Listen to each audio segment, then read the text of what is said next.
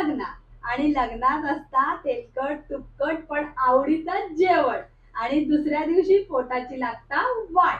त्यावेळी आठवता हलका फुलका जेवण आठवता काय नाही माका सुद्धा असंच होता हा।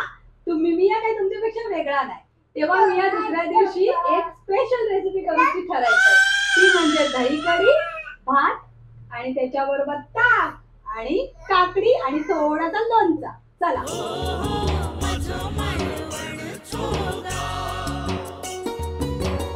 दहीचो पदार्थ म्हटलं की दही येतात। या असा घरचा मिया लायलेला दही ह्याच्यात 2 वाटी दही घेतलंय 1 वाटी बेसन आणि ह्याचा जेवढा लागताला तेवढा पाणी। त्याच्यानंतर फोडणीसाठी वळूया या असा हिंग ही असा हळद ही मोहरी आणि या जिरा 1 चमचा आणि त्याच्यानंतर मी हे 10-12 कढीपत्ता घेतले। दही कढीमध्ये कढीपत्त्याचं फ्लेवर मस्त येता आणि ही आपली कोथिंबीर। चला करूया सुरुवात। आता सगळ्यात पहिला आपण ह्या दह्यापासून बनवतलू ताक। त्याच्यासाठी काय करूया वायच असा पाणी घालूया। ह्या काय तुमका माहितीच हा ह्या आपला ढवळूचा आणि ह्या ताक असा घोटून घेऊया।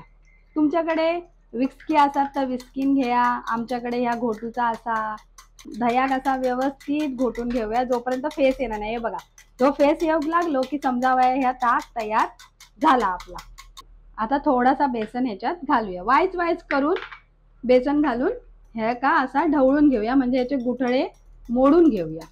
आता हे बेसन घातल्याने काय होता माहितीये ताकाची कढी घट्ट होता नाही तर काय होता ताकाची कढी अशी फाटता एकदम अशी पातळ होतली पाण्यासारखी म्हणून ह्या बेसन घालूया। आता आपण हे सगळं बेसन घालूया म्हणजे उरलेला सगळा जा बेसन आहे ना त्या घालून घेऊया आणि ह्या बेसन कढीमध्ये दही कढीमध्ये आपण ह्या बेसन मिक्स करून घेऊया व्यवस्थित एक जीव करून घेऊया। हा झाला। आता मी गॅस पेटवून घेतोय आणि त्याच्यात घालतोय पळीभर तेल।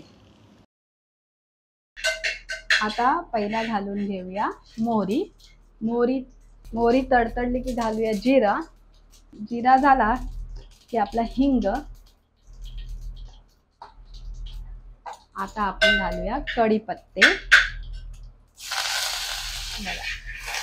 कढीपत्ते धुतल्यामुळे पाणी होतं। आता आपली सर्वात महत्वाची गोष्ट ताक।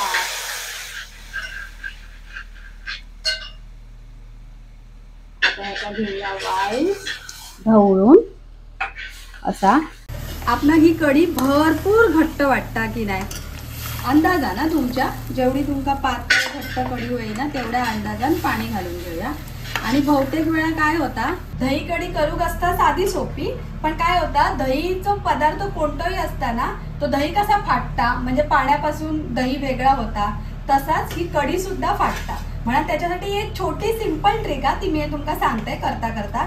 आता हे बघा हे काय एक उकळी येऊने त्याच्यानंतर आपण घालूया हळद।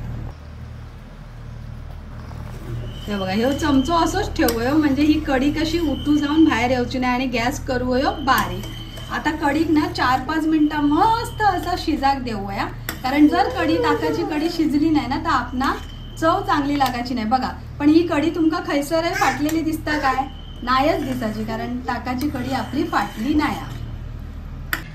मगाशी मी तुमका सांगले ना अशी मोठी अशी कढई घेऊया म्हणजे वायच अर्धवट जर एवढी करूची असतात ना त्याच्यापेक्षा डबल साईजची कढई किंवा भांडा कढी करून घेऊया कारण कढी वर येता। आता त्याच्यानंतर कढी फाटा नाही म्हणून एकच छोटीशी टीप ती म्हणजे या मीठ जा ना कारण असं म्हणतात दुधाबरोबर आणि दुधाच्या कोणत्याही पदार्थाबरोबर मिठाचा संपर्क येईल काय दूध फाटता म्हणून दही सुद्धा दुधाचाच प्रकार ना मग शेवटी मीठ घातला काय कढी फाटणार नाही। आणि पटकन मीठ घालूया आणि गॅस करूया बंद ढवळून घेऊया पटकन। आता बघा या मीठ घेतलंय मी वायाचा असा ढवळून म्हणजे सगळीकडे लागाने आणि हे केलंय पटकन गॅस बंद झाली आपली दही कढी।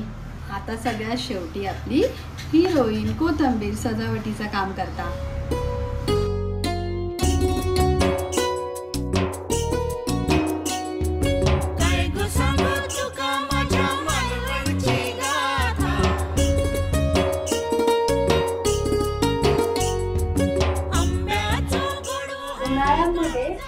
हलका फुलका आहार ताकाची कढी त्याच्यानंतर ताक आणि आपला भात आणि काकडी पचायला एकदम हलका। कशी वाटली आजची रेसिपी ती नक्की कमेंट करून सांगा विसरू नका आणि गावाला गावाक असात तर आमका आंबे पाठवूक सुद्धा विसरू नका.